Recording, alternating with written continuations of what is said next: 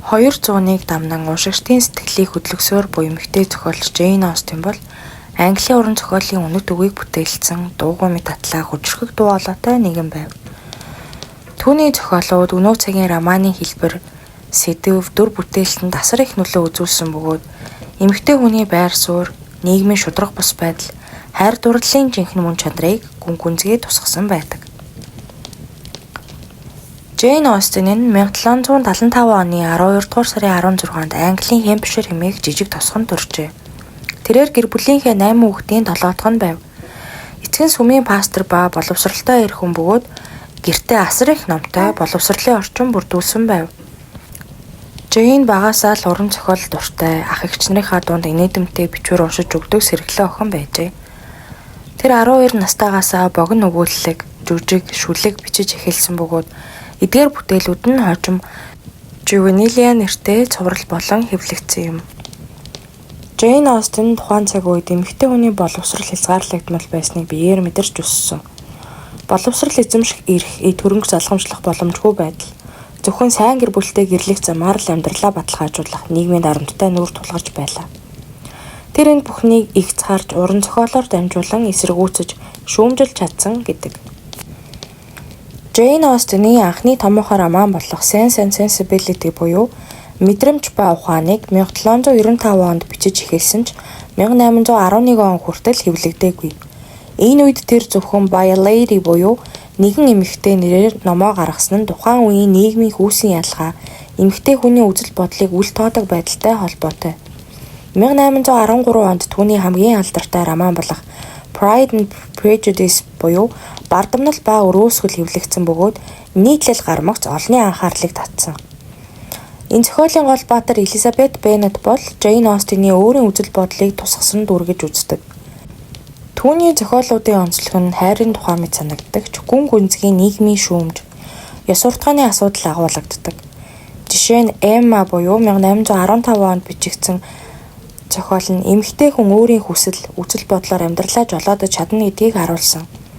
Харин Mansfield Park буюу 1814 онд бичигдсэн зохиол нь боолчлол, эрх мэдэл, гэр бүлийн үүрэг хариуцлагын тухай гүнзгий санаа өгүүлдэг. Үүний дараах Persuasion буюу 1817 онд бичигдсэн зохиол нь хожуу хайр, уучлал, өөрчлөлтөнд итгэх итгэлийг харуулсан. Жейн Остин эдгээр зохиолуудаар дамжуулан гэрлэлтийг зөвхөн санхүүгийн тооцооны хэрэгсэл биш, жинхэнэ ойлголцол, хүндлэлд үндэслэгдэх ёстой гэдгийг батлан харуулдаг. Жейн Остин эмэгтэй хүнийг зөвхөн эхнэр, гэрийн эзэгтэй гэдгээр нь бус, бодолтой, сэтгэлтэй, бие даасан нэгэн гэдгээр дүрсэлсэн анхны зохиолчдын нэг байв.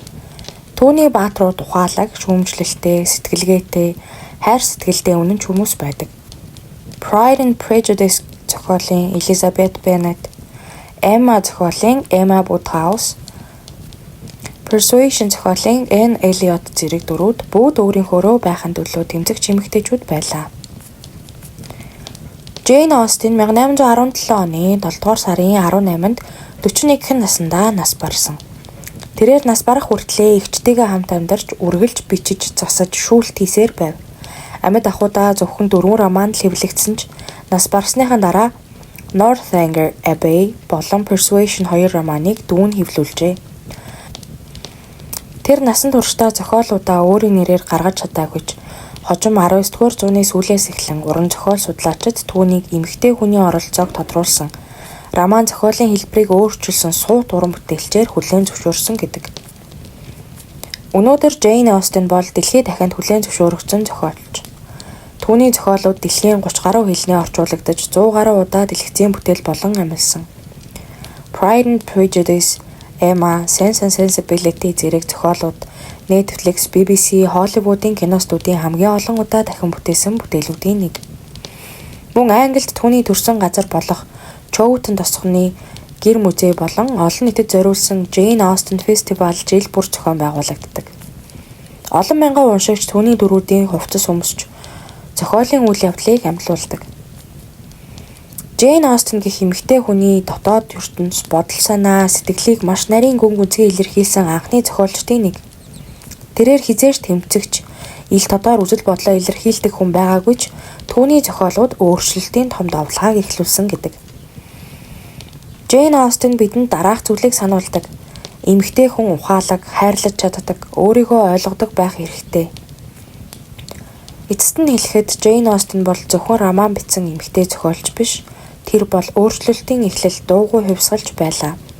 Түүний бүтээл бүрт тухайн үеийн нийгмийн дутагдал, хайр сэтгэл, эмэгтэй хүний итгэл найдвар шингэсэн байдаг.